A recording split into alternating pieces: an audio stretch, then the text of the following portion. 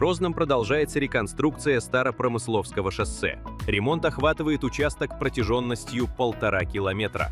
В настоящее время городские службы приступили к масштабному озеленению территории. В рамках проекта планируется посадка около 1000 деревьев и более 12 тысяч кустарников, а также подготовка и укладка газона. Благоустройство Старопромысловского шоссе создаст комфортные условия для автомобилистов и пешеходов, а также улучшит эстетический вид одной из важных транспортных артерий города. Все проводимые здесь работы курирует мэр столицы Магомед Кадыров.